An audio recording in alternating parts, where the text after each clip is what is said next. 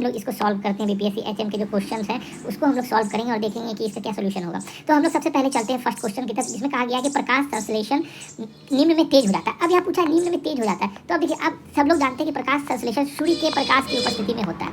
ये तो सफ़ेद प्रकाश है, जिसमें सफ़ेद प्रकाश है, जिसमें सभी रंग होते हैं। लेकिन जो तेज हो जाता है वो होता है लाल प्रकाश में।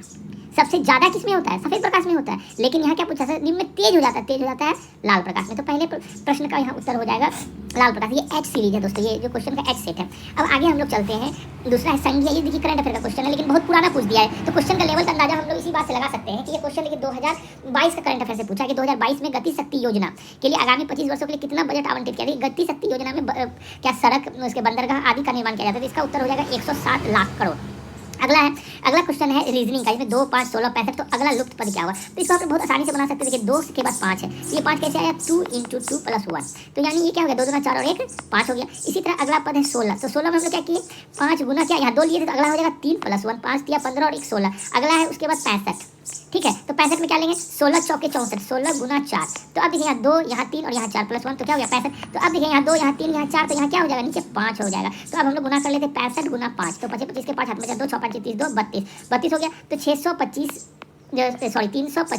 और +1, तो क्या हो जाएगा? 326, ऑप्शन नंबर सी। और अगला चलते हैं, निम्नलिखित में से कौन सा प्रदेश कपास की खेती के लिए अत्यंत उपयुक्त है? तो अब इसमें कहा गया है कि कपास की खेती। तो जैसा कि हम लोग जानते हैं कि कपास की खेती के लिए कौन सी मिट्टी उपयुक्त होती है? काली मिट्टी। तो अब ये काली मिट्टी कहाँ पाई जाती है? कॉमन सेंस से बोल सकते हैं, गंगा के मैदान काली मिट्टी पाई जाती है? नहीं पाई जाती है। छोटा नागपुर में नहीं पाई जाती है, ब्रह्मपुत्र घाटी में नहीं पाई जाती है। तो कहाँ पाई जाती है? दक्कन ट्रैप में। तो दक्कन ट्रैप जो इलाका है उसमें काली मिट्टी पाई जाती है और ये कपास की खेती के लिए काफ़ी इंपॉर्टेंट होती है। ठीक है, तो अब आगे चलते हैं हम लोग। भारत के प्रथम केबल आधारित रेलवे पुल राज्य केंद्र शासित प्रदेश में स्थित है। तो इसका उत्तर हो जाएगा जम्मू एंड कश्मीर। तो जम्मू एंड कश्मीर में क्या है कि भारत का प्रथम केबल आधारित रेलवे पुल है। अब आगे का सवाल में चलने से पहले मैं इसको मिटा लेता हूँ फ्रेंड्स, ताकि आप लोग को थोड़ा ईजी होगा इसको समझने में। अब देखिए अगला एक ये रीजनिंग का क्वेश्चन है, काफ़ी इजी क्वेश्चन है और इसको हम लोग आसानी से सॉल्व कर सकते हैं। देखिए क्या कहा है कि यदि लंबा वृत्त, अब वृत्त के लिए क्या कहा है? सर्किल के लिए कहा है लंबा, सर्किल के लिए कहा है कि क्या होता है? लंबा। यानी लंबाई के लिए क्या माना गया? सर्किल, यानी सर्किल के अंदर जितनी भी संख्या वो क्या है? लंबाई के लिए माना गया। फिर सेनाएं त्रिभुज, अब त्रिभुज के अंदर जितनी वो क्या है? सेनाएं हैं। और बलवान के लिए वर्ग, अब बलवान के लिए ये वर्ग है। तो नीचे दिए गए चित्र में कौन सी संख्या बलवान सैनिकों को रूप में निरूपित करती है? अब क्या होना चाहिए? सैनिक और बलवान होना चाहिए, लंबा नहीं होना चाहिए। तो लंबा आप कौन कौन है? लंबा के लिए तो वृत्त के अंदर का भाग को हम लोग छोड़ देंगे। तो उसके बाद क्या है? ये जो है ये बलवान है, सैनिक है, और ये भी क्या है? आपका बलवान है। तो लेकिन बलवान में कौन? सैनिक। तो ये क्या हो जाएगा? इसका उत्तर हो जाएगा 4, आंसर हो जाएगा 4। आगे चलते हैं हम लोग। क्या कहा है कि निम्नलिखित में कौन सा सही सुमेलित है? अब देखिए इसको देख लीजिए, ये भी काफ़ी अच्छा क्वेश्चन है दोस्तों, काफ़ी डीप क्वेश्चन है।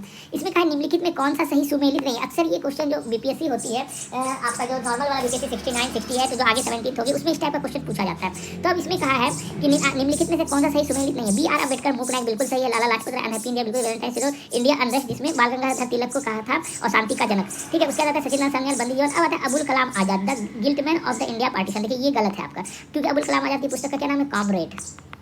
ठीक है, तो इस तरह से ये 7 क्वेश्चन सॉल्व हो गया दोस्तों। अब हम लोग चलते हैं अपने नेक्स्ट क्वेश्चन की तरफ। ठीक है, अब नेक्स्ट क्वेश्चन की तरफ हम लोग चलते हैं। इसमें अब कहा गया है कि एक वर्ग के विकर्ण पर एक समबाहु त्रिभुज बनाया गया है और त्रिभुज का क्षेत्रफल वर्ग के क्षेत्रफल के अनुपात क्या होगा? अब देखिए अनुपात पूछा, तो ये क्वेश्चन थोड़ा सा अच्छे लेवल का क्वेश्चन है। ठीक है दोस्तों, ये क्वेश्चन थोड़ा सा अच्छे लेवल का क्वेश्चन है, इसको सॉल्व करना पड़ेगा, उसमें थोड़ा सा टाइम लग सकता है, लेकिन फिर भी मैं सिर्फ ग्राफ बता देता हूँ और आप लोगों को सोल्यूशन बता देता हूँ।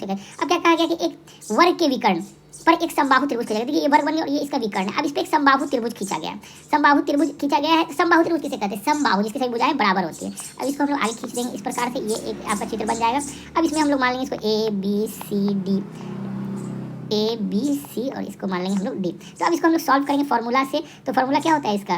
त्रिभुज का √3/4 इंटू √2 का, इसका इस तरह से इसको सॉल्व करना पड़ेगा और इसका आंसर आ जाएगा दोस्तों √3/2। इसका सही सॉल्यूशन होगा। लेकिन अगर इसको मैं अभी सॉल्व करें तो लंबा हो जाता है, इसलिए मैंने आपको शॉर्ट में बता दिया। अब आता है अगला, निम्नलिखित में सुमेलित कीजिए। देखिए ये क्वेश्चन अधिकतर यूट्यूब चैनल पे अभी आपका चल रहा है, उसमें जो बताया जा रहा है वो गलत बताया जा रहा है। उसमें कहा जा रहा है कि इसका ऑप्शन बी होगा, लेकिन इसका ऑप्शन बी नहीं होगा, क्योंकि लैला मजनू अमीर खुसरो ने नहीं लिखा है, लैला मजनू लिखा है इलियास यूसुफ ने। ठीक है, इलियास यूसुफ ने लैला मजनू लिखा है, यूसुफ ने, इसलिए इसका आंसर हो जाएगा इनमें से कोई नहीं। बाकी सारा सही है, लेकिन सिर्फ लैला मजनू वाला इलियास यूसुफ है, अमीर खुसरो नहीं है। ठीक है, आगे चलते हैं। निम्नलिखित में आप लोग फ्रेंड गूगल्स में भी सर्च कर सकते हैं कि लैला मजनू किसने लिखा है, वहाँ आपको साफ साफ मिल जाएगा इलियास यूसुफ। अब आगे चलते हैं, निम्नलिखित में से कौन किसे लोकतंत्र का प्रथम पाठशाला कहा गया? ये साधारण सा सवाल था, इसका उत्तर हो जाएगा स्थानीय स्वशासन, यानी यहाँ से शुरू होता है। अब आगे चलते हैं, मायोपिया बीमारी किससे निर्भर? देखिए मायोपिया आँख की है। देखिए मायोपिया या हेट्रोमायोपिया, इसको हम लोग निकट दृष्टि दोष और दूर दृष्टि दोष कहते हैं। अगर हिंदी में दिया जाता है तो सभी लोग मार देते, लेकिन अब इसको चेंज करके मायोपिया बोल दिया दृष्टि दोष को, जो निकट दृष्टि दोष और दूर दृष्टि दोष होता है, मायोपिया और हाइड्रोमायोपिया। तो इसको क्या कहा गया? तो इंग्लिश में दे दिया जिससे लोग कंफ्यूज हो जाए, लेकिन इसका उत्तर हो जाएगा आँख। आगे चलते हैं, कारों और वाहनों के इंजन में कूलिंग निम्न कारण से होता है, रेडिएटर। ये तो हमको लगता है 100% लोगों ने सही बनाया हुआ, सब लोग बाइक यूज करते हैं क्योंकि आज के समय में। निम्नलिखित में से कौन सा भारत के संविधान सभा के संवैधानिक सलाहकार थे? BN Rao, doctor BN। देखिए ये भी काफी अच्छा कॉन्सेप्चुअल क्वेश्चन है, जिन्होंने संविधान निर्माण को बहुत अच्छे से पढ़ा हुआ वही इनको बना पाए होंगे, BN राव। आगे चलते हैं, निम्नलिखित में से कौन सा कथन सही है? लाला लाजपत राय भारतीय राष्ट्रीय कांग्रेस के कभी अध्यक्ष नहीं बने थे। महात्मा गांधी का जन्म गांधीनगर गुजरात में हुआ था। निम्नलिखित में कौन सा कथन सही है? सही है। देखिए लाला लाजपत राय भारतीय राष्ट्रीय कांग्रेस के अध्यक्ष कभी नहीं बने थे। गांधीनगर में नहीं हुआ था। भगत सिंह ने फॉरवर्ड वगैरह स्थापना की थी, नहीं की थी। सुभाष चंद्र बोस ने की थी। तो इसका उत्तर क्या हो जाएगा? लाला लाजपत राय कभी अध्यक्ष नहीं बने थे। क्या निम्नलिखित में कौन सा कथन सही है? तो ये कोई भी कथन दोस्तों सही नहीं है, इसका आंसर हो जाएगा में से कोई नहीं, क्योंकि लाला लाजपत राय भी अध्यक्ष बने, महात्मा गांधी का जन्म गांधीनगर में नहीं हुआ और फॉरवर्ड ब्लॉक की स्थापना सुभाष चंद्र बोस ने की थी। तो इसी तरह ये भी हमारा खत्म हो गया। हम लोग नेक्स्ट क्वेश्चन की ओर चलते हैं। अब देखिए ये पेज आ गया। अब इसमें हम लोग का क्वेश्चन दिया हुआ है। अब 22 का ही क्वेश्चन दोस्तों हम लोग सॉल्व करेंगे और फिर उसके बाद हम लोग आगे देखेंगे कि क्या करना है, क्योंकि इतना ही छोटा करने ज़्यादा बड़ा करेंगे ये हो जाएगा क्या? 10 मिनट का वीडियो ठीक है।